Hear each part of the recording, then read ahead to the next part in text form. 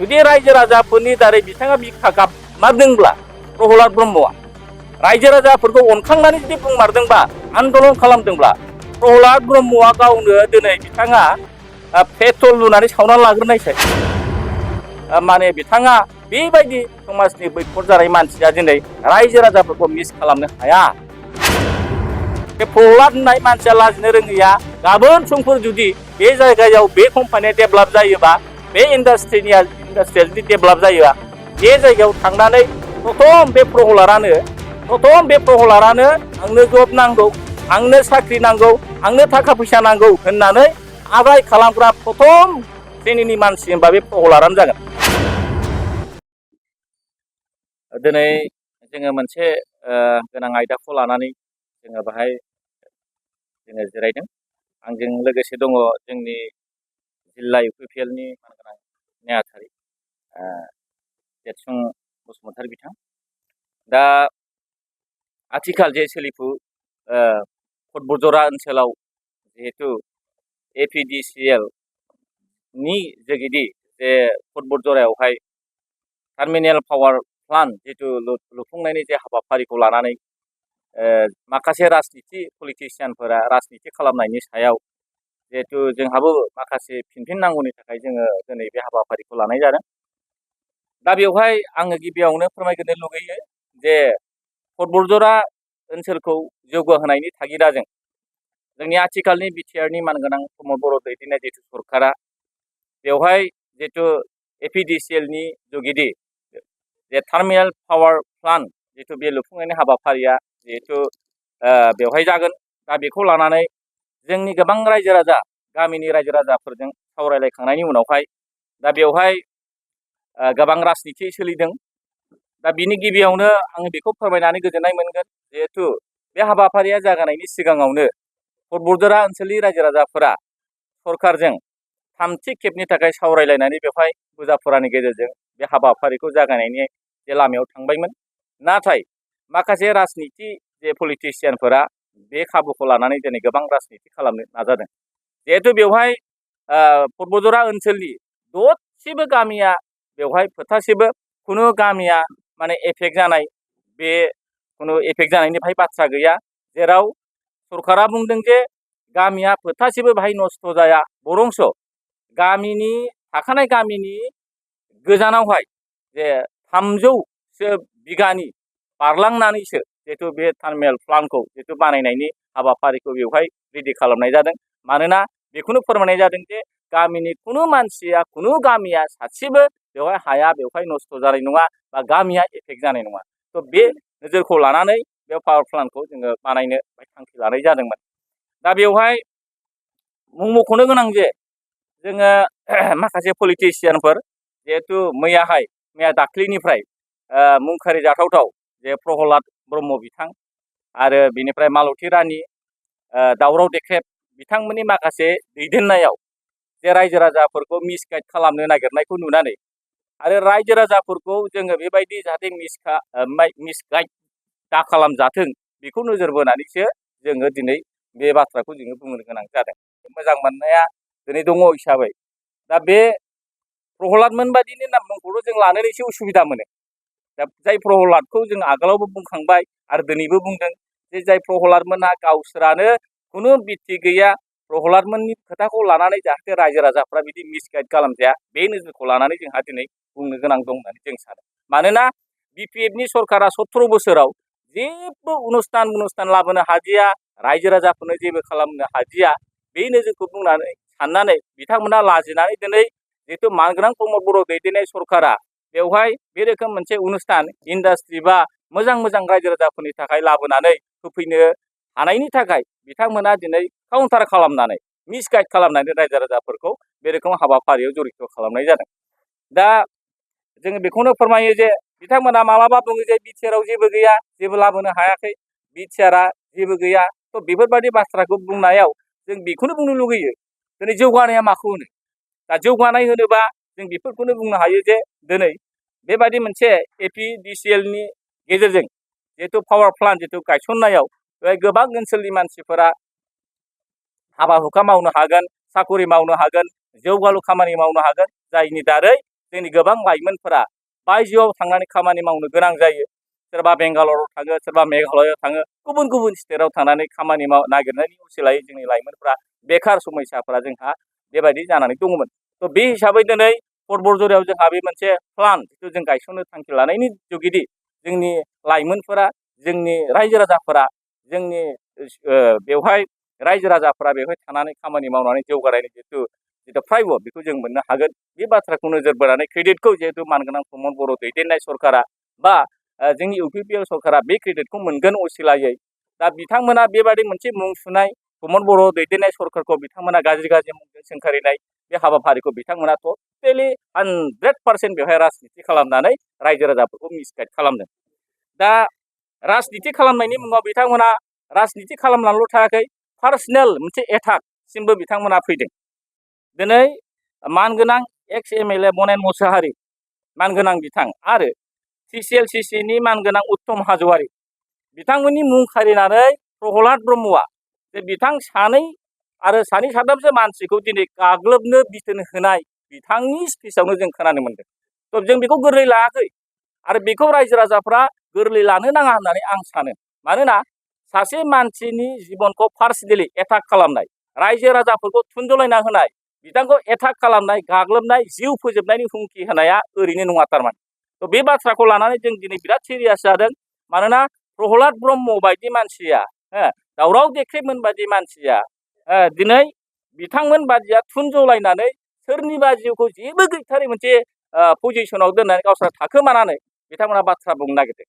थ' आं दिनै बेखौनो खावलायनो नागिरदों, जुदि रायजो राजाफोरनि दारै बिथाङा बिखा गाबमारदोंब्ला प्रहलाद ब्रह्मआ रायजो राजाफोरखौ अनखांनानै जुदि बुंमारदोंबा, आन्दलन खालामदोंब्ला, प्रहलाद ब्रह्मआ गावनो दिनै बिथाङा पेट्रल लुनानै सावनानै लाग्रोनायसाय।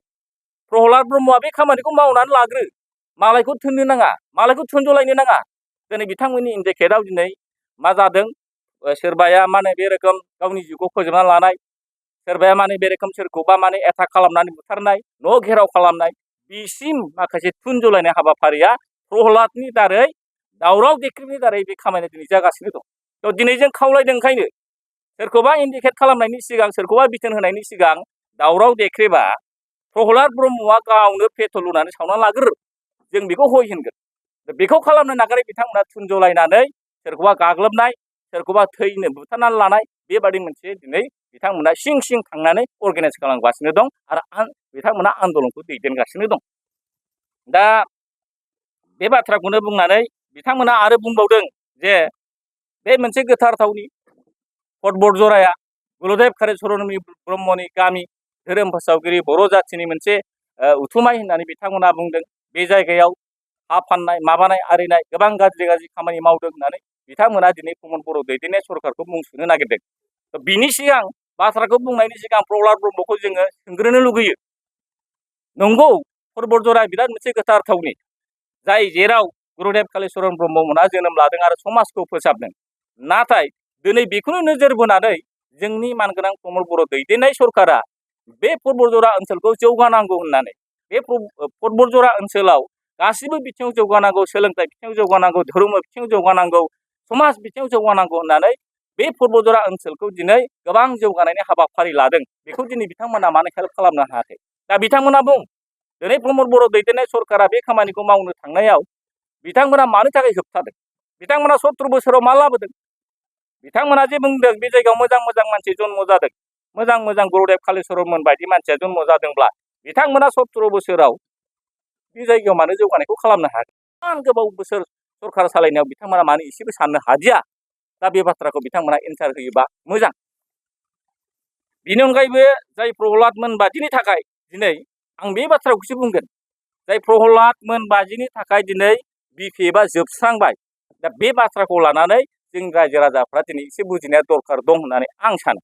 दिनै माने जाय प्रहलादखौ आं खेबसे रिपिट खालामबावनो लुगैदों, प्रहलाद ब्रह्म बिथांखौ जोङो, बिथाङा जे सासे समाज बैखद, बे बाथ्राखौ आं खेबसे रिपिट खालामबावनो लुगैदों। आं गिबियावनो बुंखांबाय आगोलावबो जे प्रहलाद ब्रह्मखौ जोङो, बिथाङा समाजनि केलेंकारिजों जड़ित थानायनि थाखाय बिथांखौ जों एबसुनिफ्राय माने होखारनो बाध्य जादों। आरो जाय प्रहलाद ब्रह्मआ दिनै बिपिएफआव थांनानै बिपिएफनि जे आदर्शखौ मानिनानै सोलिनो हायैनि बिपिएफनिफ्रायबो बिथाङा एक्सपेल खालामजादों। बारंबार एक्सपेल खालामजानाय, बारंबार समाजनिफ्राय बयकट खालामजानाय, बारंबार माने बिथाङा बेबायदि समाजनि बयकट जानाय मानसिया दिनै रायजो राजाफोरखौ मिस खालामनो हाया, खालामनो नाङा। आरो बे बाथ्राखौ ओंखायनो रायजो राजाफ्रा एसे मोजाङै बुजिनाया मोजां। दिनै जाय प्रहलादनि थाखाय जाय प्रहलादा माने बेबायदि मानसि, माने सासे मोजां मानसिखौबो मा बेबहार खालामनांगौ, मानसिनि खुगायाव मा सय्य माने रावजों सोरखौ मा सोंखारिनांगौ, सोरखौ मा बाख्नायनांगौ, बेबायदि गियान गैयै सासे प्रहलाद ब्रह्मआ दिनै बे प्रहलादनि आखल आखुखौ बुंनानै फोजोबनो हाया।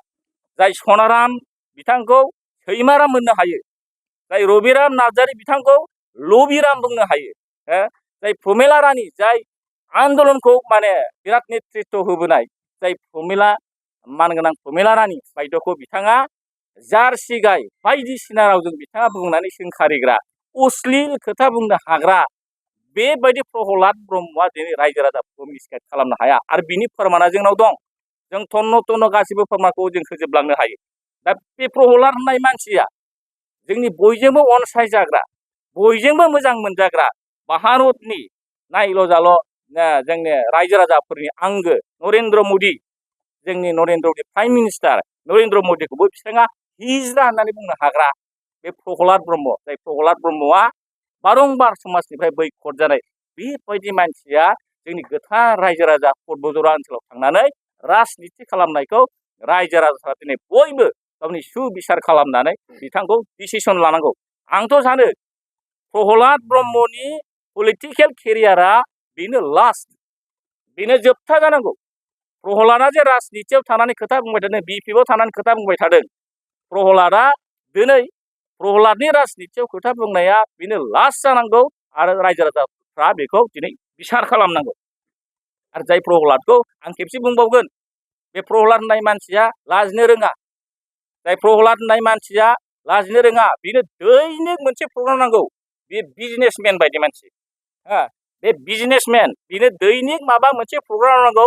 जाय प्रग्रामनि दारै बे प्रहलाद ब्रह्मआ सोरबा प्रमद बरमान गोनां बिथांखौ, सोरबा दिफेन बरमान गोनां बिथांखौ, बा बेबायदि मानसिखौ बिथाङा खुगा दं होननानै जाथा मोनला माने बाउन्डारिनि बाथ्रायाव बाथ्रा बुंनानै हाग्रामा महिलारिनिफ्राय बिथाङा क्रेडिट लानानै हाग्रामानिफ्राय फैसा थाखा बख'नाय, जाख्ल'नाय, बेना बे बिजनेसा दिनैनिफ्राय बेबायदि बिजनेसा बिनिया जोबनांगौ होननानै जों सानो।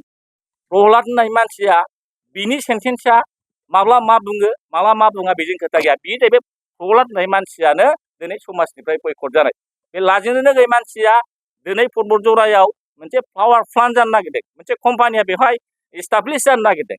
नाय नोंथांमोना, बे प्रहलाद होननाय मानसिया लाजिनो रोङैया गाबोन समफोर जुदि बे जायगायाव बे कम्पानिया डेभेलप जायोबा, बे इन्डास्ट्रिया जुदि डेभेलप जायोबा, बे जायगायाव थांनानै प्रथम बे प्रहलादानो आंनो जब नांगौ, आंनो साख्रि नांगौ, आंनो थाखा फैसा नांगौ होननानै आदाय खालामग्रा प्रथम श्रेणिनि मानसि होनबा बे प्रहलादानो जागोन। दा बेखौ आं ओरैसो बुंनो नागिरदों, जोंनि रायजो राजाफोरा, जोंनि बतझर ओनसोलनि रायजो राजाफोरा बे प्रहलाद होननाय मानसिखौ दिनै लेरनानै ला आरो प्रहलाद होननाय मानसिखौ बे जायगायाव कम्पानिनि दरखं मोखाङावबो बेखौ गसंनो जायगा होनो नाङा। मानगोनां रायजो राजा नोंथांमोन, बे प्रहलाद होननाय मानसिखौ जों शिक्षा होनांगौ। ओंखायनो दिनै जों बुंगोन, जाय प्रहलादनि दारै दिनै बिपिएफआ जोबस्रांखाबाय अलरेडि, जाय प्रहलादनि दारै खुनु बे समाजाव जायगा गैया, जाय प्रहलादा दिनै राजनिति खालामनानै रायजो राजाफोरखौ मिसगाइड खालामनानै बतझरानि गामिनि मानसिफोरखौ बिथाङा दिनै फुस्लाय राजनिति खालामदों, बेयो बन्द जानांगौ। आं गले गले खावलायबावबाय, बिथाङा रायजो राजाफोरखौ खुनुदिन मिसगाइड खालामनाङा। बिथाङा जुदि दिनै सोरखौबा पेट्रल लुनानै थैनो जुदि बिथाङा इनकारेज खालामदोंबा, सोरखौबा बेंखननानै सोरनिबा जिउखौ जुदि नस्थ' खालामनो, सोरखौबा बुथारनो बेबायदि इनकारेज खालामदोंबा, जोङो दिनै बिथांखौ खावलायो, बिथाङा गावनो प्रथम बिथाङा खालामनानै देखाय रायजो राजाफोरनि सिगाङाव।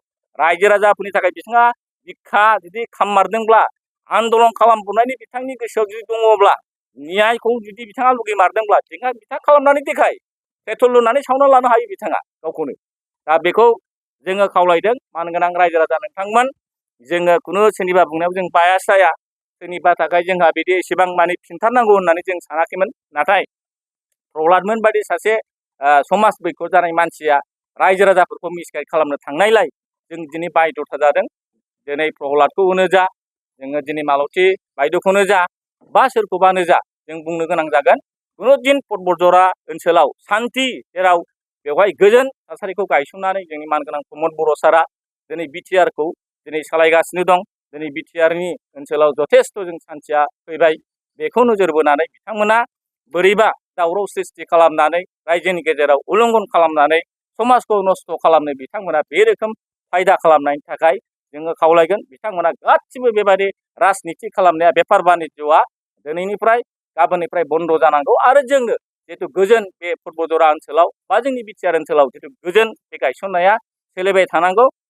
बेखिनिखौनो आसा खालामनानै जोङो दिनै बयखौबो जोंनि पर्बतझरा ओनसोलनि रायजो राजा आरो बिटिआर हालामनि गासै रायजो राजाफोरनिसिम खावलायो जे कुनुदिन बेवहाय राजनिति खालामग्रा पलिटिसियानफोरनि खोथाफोरखौ खोनासङाबालासे जोंनि ओनसोलनि जौगानायनि गोजोन थासारिखौ नोजोर बोनानै ओनसोल जौगानायखौ बयबो खामानि मावनो आगायगोन। आं बेखौनो खावलायहरनाय जायो। गोजोन्थों।